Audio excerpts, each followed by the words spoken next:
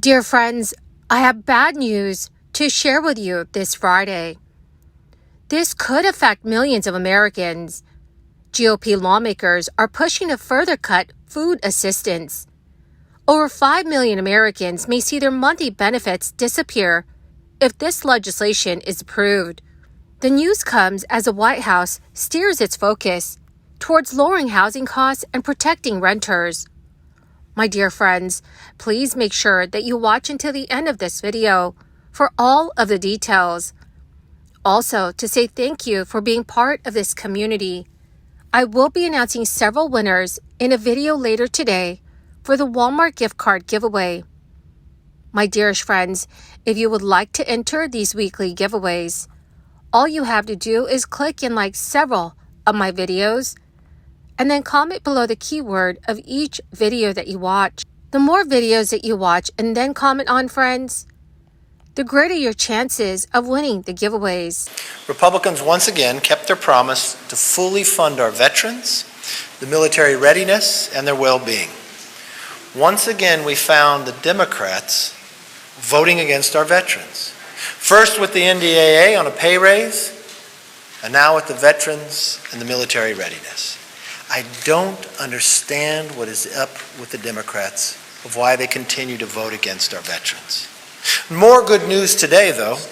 The Supreme Court agreed with the House that the Mountain Valley Pipeline can and should be built. That's good news and the right call for the American workers and helping to make America energy independent. I know you in this room for the last 201 days. I can know what day of the week it is based upon the questions that you ask. I begin to refer to them as the 5 stages of the DC press cycle of doubt. When I come in on Monday, the number one question you ask me is not about policy, but can we pass it? That's your doubting stage. When we get to Tuesday, you become despaired. You insist that we will not be able to pass the bill. The next is we deliver, just like today. We pass it. But what's interesting is your next step that you go to is downplay.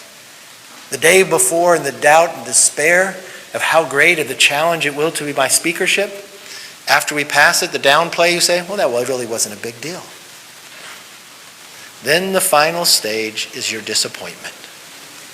You're sad that we continue to keep our promises to the American public.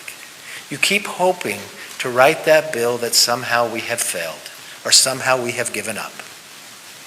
The good news is we will never give up on the American people. We made a commitment to them and we continue to keep it time and again.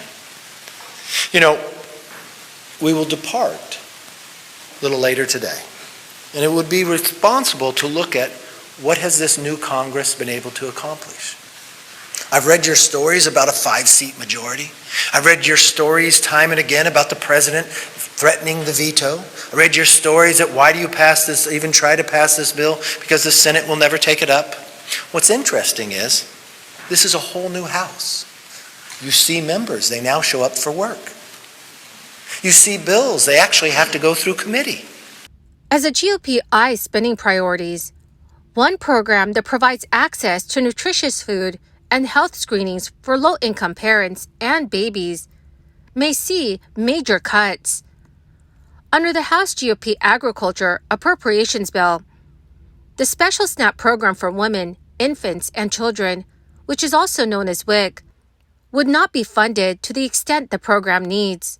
According to the Nonpartisan Center on Budget and Policy Priorities, this could potentially lead to hundreds of thousands of kids and postpartum women getting turned away or cutting their food budget. Among them would be 650,000 to 750,000 babies and parents turned away from services completely.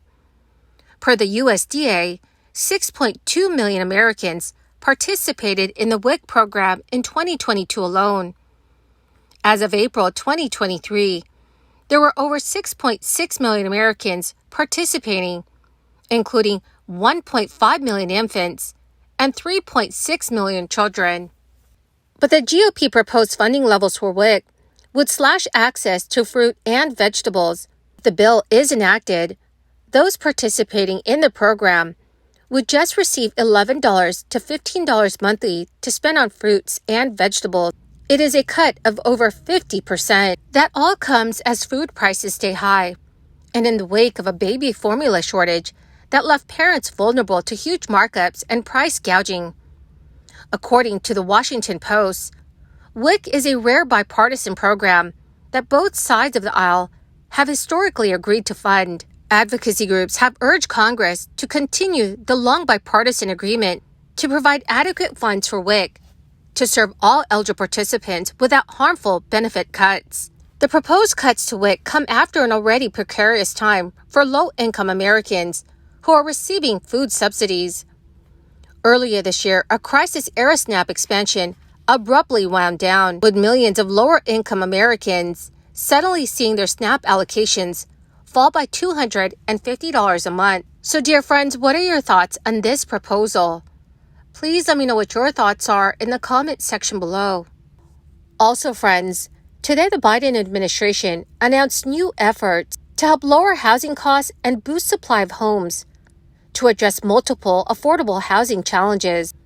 The efforts aim to lower housing costs by reducing construction barriers, expanding financing for affordable, energy-efficient, and resilient housing, and also by promoting commercial to residential conversion opportunities. The White House has stated, recent data shows that inflation in rental markets is decelerating and more apartments are on track to be built this year than any other year on record. The administration's actions are directly leading to the creation of tens of thousands of affordable housing units. The White House has also said that this is being done with help from the American Rescue Plan's home program.